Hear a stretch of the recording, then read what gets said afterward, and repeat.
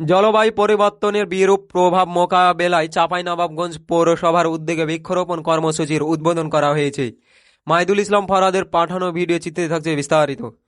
জলবায়ু পরিবর্তনের বিরূপ প্রভাব মোকাবেলা, পরিবেশের ভারসাম্য রক্ষা এবং দেশের শুভোন্নয়ন বৃদ্ধির লক্ষ্যে প্রধানমন্ত্রী তারেক রহমানের ঘোষিত 5 বছরে 25 কোটি বৃক্ষরোপণ কর্মসূচির উদ্বোধন করা হয়েছে চাঁপাইনবাবগঞ্জে। শনিবার দুপুরে চাঁপাইনবাবগঞ্জ পৌরসভার আয়োজনে মহানন্দা দ্বিতীয় সেতুর সংযোগ সড়কের পাশে ফলজ, বনজ ও ঔষধি গাছের চারা রোপণের মাধ্যমে কর্মসূচির উদ্বোধন করেন জেলা প্রশাসক আবু সালেহ মুসা।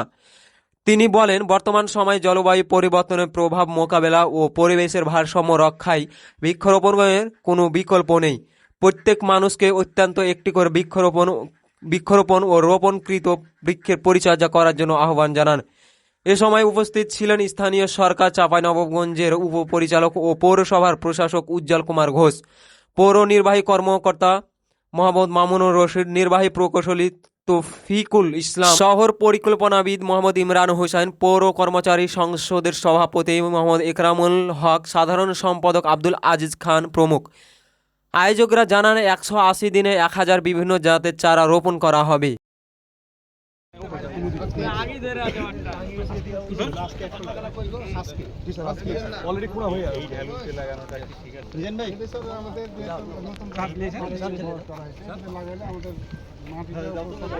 দুই সারি লাগাবো আমাদের 180 দিনে লাগাতে বলছে 1000 আমরা 180টা লাগাবো।